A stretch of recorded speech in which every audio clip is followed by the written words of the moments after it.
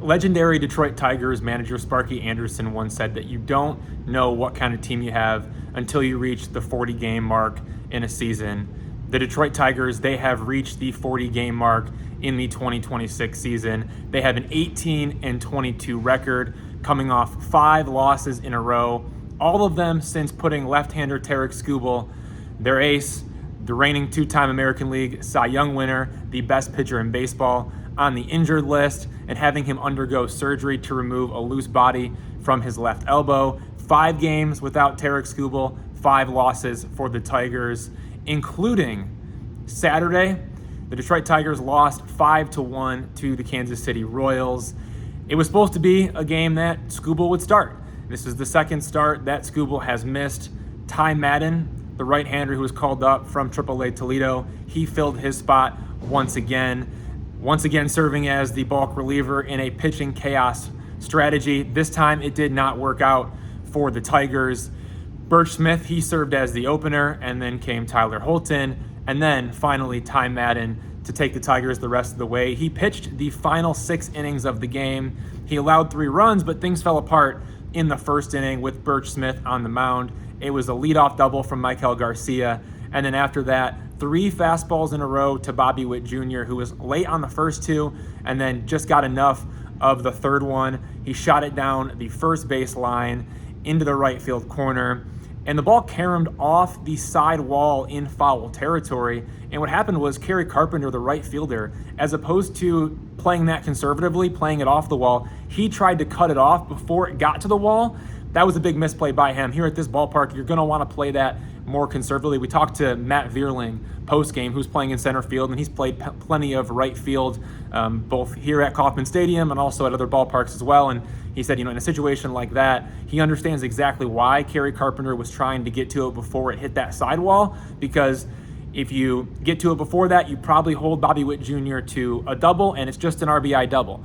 But if you play it conservatively, Bobby Witt Jr. probably is on third base, and it's an RBI triple, and you got a runner on third with nobody out. Well, what happened was the ball caromed off the wall as Kerry Carpenter slammed into that wall with his left shoulder, and the ball ends up trickling towards the back of the warning track right at the outfield wall in fair territory. And as Carpenter's chasing it down, Bobby Witt Jr., he's such an outstanding player, and he's so much fun to watch. He never slowed down on the bases. I mean, he ran hard out of the box and never slowed down. Ends up being an inside the park home run, and the Tigers are down 2-0 after the first 2 batters of the game. And not only are they down 2-0, but just the momentum, the energy in this ballpark when Bobby Witt Jr., one of the best players in all baseball, does something like that. It really did set the tone. And then Kerry Carpenter in the 3rd inning, before the Tigers went out to play defense, he left the game and was diagnosed with left shoulder soreness. He's still being evaluated for that. No update on Kerry Carpenter post-game. Did not hear anything from manager A.J. Hinch about his current status or if he's going to need to stay on the injured list. We don't know any of those things yet. Kerry Carpenter had said through somebody in the communications department that he would like to talk before Sunday's game, so he knows a little bit more about how his shoulder is feeling. So didn't talk to Kerry Carpenter. A.J. Hinch has no update. The Tigers, it's just like another day, another injury. There's been so many players that it's too many to name. Obviously Skubal is the big name, and then you lose Framber Valdez, who was supposed to start Sunday's series finale. You lose him to a suspension, so he's not able to pitch Sunday Night Baseball here on Sunday. It's going to be right-hander Brennan Hanafy opening things up, which makes some sense because of what the Royals present. Maikel Garcia at the top of the lineup, Bobby Witt Jr., those are 2 right-handed hitters. You got Salvador Perez in there as well. The big question is going to be Vinny Pasquantino, the left-handed hitter. As we know, Brennan Hanafy, he thrives against righties. That'll give him an advantage against Garcia, against Witt, against Salvador Perez. He really struggles against left-handed hitters. I'd be curious to see Vinny Pasquantino against Brennan Hanafy. That could be a problem matchup for the Tigers, and you better believe if it's going to be Garcia 1 and Bobby Witt Jr. 2, which is how the Royals stack the top of their lineup, Vinny Pasquantino is going to be that 3rd hitter in there. And if one of those top 2 gets on, you could be looking at a 1-0 game for the Royals, or maybe even more than that, with Vinny coming up to the plate in a favorable matchup against Brennan Hanafy. As for the rest of Saturday's game, again, a 5-1 loss for the Tigers. Burch Smith gave up 2 runs in the first inning, and then Tyler Holton, he bridged the gap. He actually, got out of the mess there in the first inning, and then went back out for the third, pitched clean, and then turned it over to Ty Madden, who took down the final 6 innings of the game for the Tigers. And Ty Madden continues to impress. The big question mark is going to be left-handed hitters.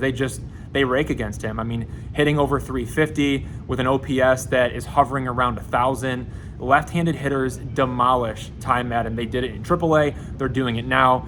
The home run that he gave up, a 3-run home run, it was to a left-handed hitter.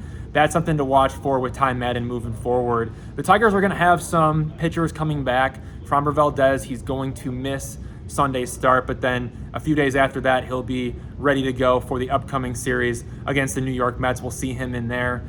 Justin Verlander, he's making his way back. He threw a simulated game, 2 innings today, so that was encouraging to see. I don't think he was all that pleased with how it went, but at the same time, still a step in the right direction, and still maybe a ways to go on Verlander. Casey Mize, he's making progress, working down at the spring training complex in Lakeland, Florida.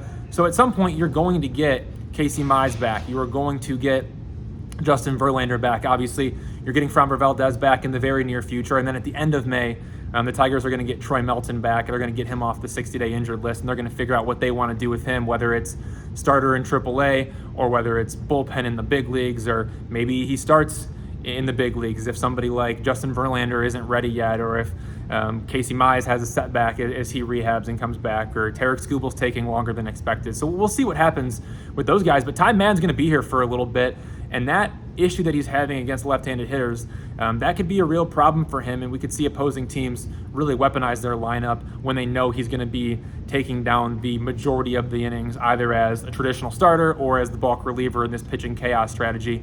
Even if it is for a few more outings, maybe 2, maybe 3 for Ty Madden, that's something to watch moving forward. How does he adjust against left-handed hitters, and can he actually get them out? Because right now he has not shown an ability to do so. So Sunday's game, Sunday Night Baseball, the Tigers are looking to get back in the win column. It's been 5 losses in a row. It's an 18-22 record. Things feel like they're slipping very quickly. They're going to have to get a win in Sunday's game to avoid this, becoming a 6-game losing streak. Right now it's a 5-game. Manager A.J. Hinch, he said it best. It can turn tomorrow. 24 hours from now, the Tigers can be back to their winning ways and they can feel a lot better about themselves. But right now, not feeling very good at all.